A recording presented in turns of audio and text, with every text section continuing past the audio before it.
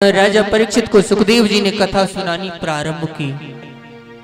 आकाश में देवताओं ने देखा, रे ये तो अमृत से भी बड़ी कथा है, और ये इस धरती पर रहने वाले राजा को सुना रहे हैं। तो देवता, सभी देवता मिलकर अपने हाथ में अमृत का कलश लेकर आए।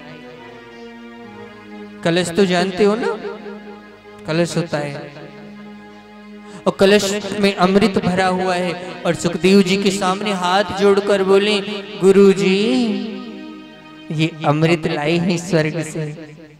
सुखदेव जी बोले, हम क्या करें? बोले, ये अमृत ना आप राजा परीक्षित को पिला दो। और सुखदेव जी ने सोचा, ये देवता बिना मतलब के किसी का इतना सा भी भला नहीं करते। एक बात बताऊं माताओं,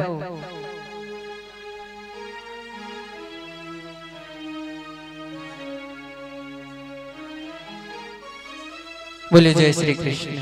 जय श्री कृष्ण। एक बड़ी प्यारी बात बताते हैं। हनुमान जी के पास जाते हो और हनुमान जी से कह रहे हो, हनुमान जी अब मेरा काम चल जाए, मेरा व्यापार चल जाए। माता सिरावाली के पास जा रहे हो, मेरा काम चल जाए, माँ मुरादें पूरी कर दे, हलवा बांटूंगी। अच्छा, माँ मुरादें पूरी ना करेगी तो हलवा ना बांटेगी, वो हलवा की भूखी। हम देवताओं के पास जाते मांगने के लिए, पर माफ करना वो देवताओं का काम है ही नहीं। भाई जिसका जो काम है उसके पास उसके लिए जाओगे। अब डॉक्टर के पास जाकर कहो हमको कपड़ा धोनी मशीन दे दो, तो वो कहां से देगा? देवताओं का काम देने का नहीं है, और देवता जल्दी किसी को देते भी नहीं है। देने का काम तो एकमात्र मेरे ईश्वर का है, मेरे गोविंद का है। बाकी तो सब उनके दास हैं। इसीलिए कभी भी मांगने के लिए मत जाओ किसी देवी देवता के पास, और मांगना पड़ भी जाए तो किसी भी देवता के पास जाओ तो उससे एक ही बात कहना कि हमारा मन गोविंद के चरणों में लग जाए। अगर ये मांग लिया तो सब मिल जाएगा, बैठे बैठा ही मिल जाएगा। मेरी माता, 88,000 संत जन सूत जी को केंद्र करके हम सब के लिए प्रश्न नैमिषारण्य में पूछते हैं। और मैं कह रहा था कि सभी देवता मिलकर सुखदेव जी के सामने आ गए और आकर बोले, ये अमृत पिला दो राजा परीक्षित को।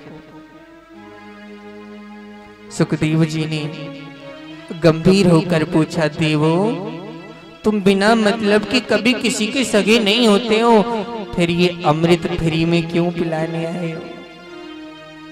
बोले, नहीं हमको ज्यादा नहीं चाहते, ये स्वर्ग का अमृत राजा को पिला दो, और ये जो कथा का अमृत है ये हमें पिला दो। बोलो राधे राधे। बोले, उससे क्या होगा? बोले, राजा को श्राप लगाए कि 7 दिन में उसकी मृत्यु हो जाएगी, तो जो अमृत पीता है वो मरता नहीं है, तो इनको मृत्यु के भय से छुटकारा मिल जाएगा, और हम कथा का अमृत पी लेंगे तो हमें संसार में आने के भय से मुक्ति मिल जाएगी। बोलो जय श्री कृष्ण। जो कथा का अमृत पीते हैं वो दोबारा इस धरती पर नहीं आते हैं। देवताओं को भी इस धरती पर आना पड़ता है भोग भोगने के लिए। भागवत में लिखा है, 7वें दिन की कथा में आएगा, भगवान रुक्मणी से बोले, ये चींटा दिखाई दे रहा है, चींटा होता है ना, चींटा बोलते हैं, चींटा बोलते हैं, चींटी, चींटी की तरह जो होता है बड़ा वाला चींटा, हाँ वही, वो छोटा सा ही होता है, वो चल के जा